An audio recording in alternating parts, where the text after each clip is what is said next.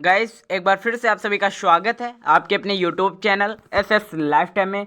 Guys जैसा कि आपको पता है मैं डेली जीके जीएस की क्लासेस प्रोवाइड कराता हूं और अगर आप मेरे यूट्यूब चैनल पर नए तो यार चैनल को सब्सक्राइब करिएगा। चलिए बढ़ते हैं अपने पहले प्रश्न की तरफ और उससे पहले जानते हैं आज का हमारा टॉपिक क्या है। चलिए बढ़ते हैं।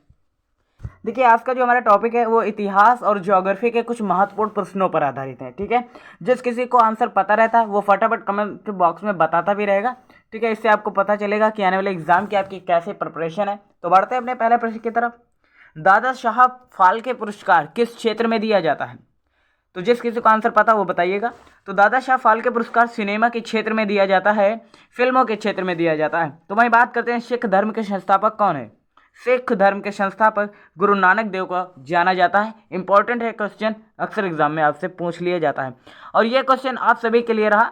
तीसरा प्रश्न क्या है? भारतीय राष्ट्रीय ध्वज की लंबाई और चौड़ाई का अनुपात क्या होता है? ये तो आपको पता ही होना चाहिए। हमारे जो राष्ट्रीय ध्वज है उसकी लंबाई और चौड़ाई का अनुपात क्या होता है, ये आपको आंसर कमेंट बॉक्स में बताना है या फिर आपको मैं नेक्स्ट सेशन में बता ही दूंगा। तो वही बात करते हैं स्थानीय शासन की सबसे निचली इकाई कौन सी होती है? तो इसका राइट आंसर हो जाएगा ग्राम पंचायत। ये कॉमन सी बात है, सभी को पता रहती है।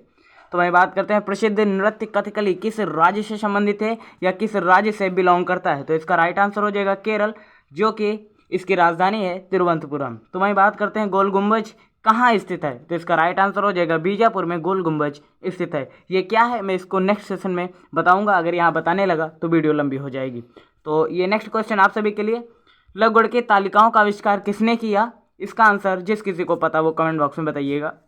तो वही नेक्स्ट क्वेश्चन है किस अंग के खराब होने से पीलिया होता है? अगर आपका लीवर खराब है तो आपको पीलिया होने में थोड़ी भी देर नहीं लगेगी, यानी कि लीवर इसका राइट आंसर हो जाएगा। ठीक है, तो मैं बात करते हैं भारत का पहला परमाणु ऊर्जा केंद्र कहाँ स्थापित है और क्या है पहला परमाणु ऊर्जा केंद्र? ठीक है, तो तारापुर पहला है परमाणु ऊर्जा केंद्र जो कि महाराष्ट्र में स्थित है। ये भारत का पहला परमाणु ऊर्जा केंद्र है जो कि महाराष्ट्र में स्थित है। अक्सर एग्जाम में पूछ लिया जाता है, इंपॉर्टेंट है क्वेश्चन, इसलिए मैं बार बार रिपीट कर देता हूँ। तो वही बात करते हैं भारतीय संविधान में कितने मौलिक अधिकारों का उल्लेख किया गया है? इंपॉर्टेंट है क्वेश्चन। देखिए आप कोई भी पुस्तक पढ़ते हैं तो सबसे पहले आपको उस पुस्तक पर संविधान के कुछ मौलिक अधिकार हैं वो दिए रहते हैं। क्या है वो मौलिक अधिकार? वो 6 होते हैं और कौन कौन से हैं मुझे कमेंट बॉक्स में बताइएगा। तो वही बात करते हैं किस अनुच्छेद को निलंबित नहीं किया जा सकता आपातकाल के दौरान भी?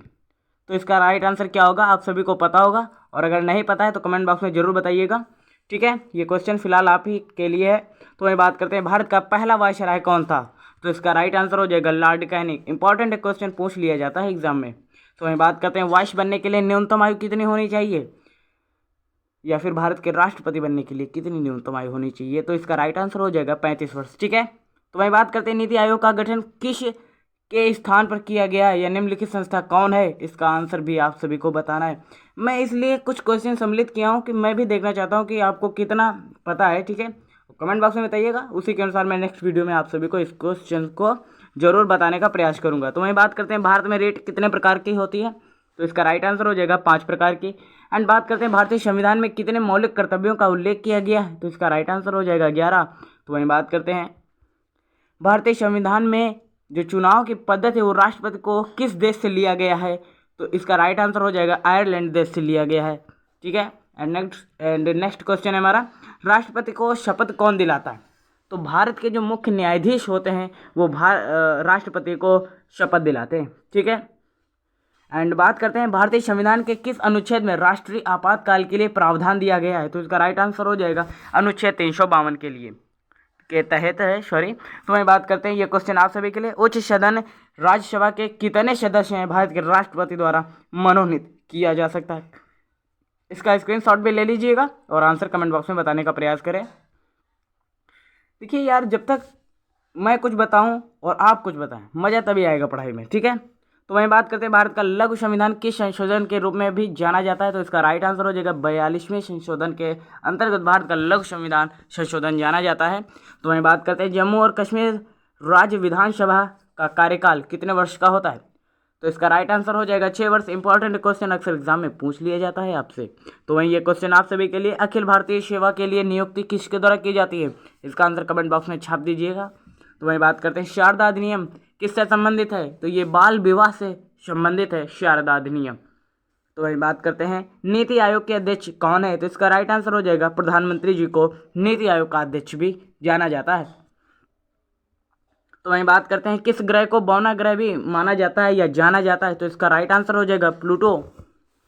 तो वहीं बात करते हैं चीन सागर उष्णकटिबंधीय चक्रवातों का क्या नाम है? तो इसका राइट आंसर हो जाएगा टाइफून। अक्सर एग्जाम में पूछ लिया जाता है, एसएससी जैसी परीक्षाओं में पूछा भी गया है, इंपॉर्टेंट है क्वेश्चन। तो वहीं ये क्वेश्चन लास्ट वन है आप सभी के लिए, हिमालय किसका उदाहरण है? ये आपको कमेंट बॉक्स में बताना है। ठीक है, मिलते हैं ऐसे नेक्स्ट वीडियो में, तब तक के लिए जय हिंद, नमस्कार। और अगर आपको डेली जीके जीएस की क्लासेस हैं चाहिए तो करिए subscribe SS life time channel को।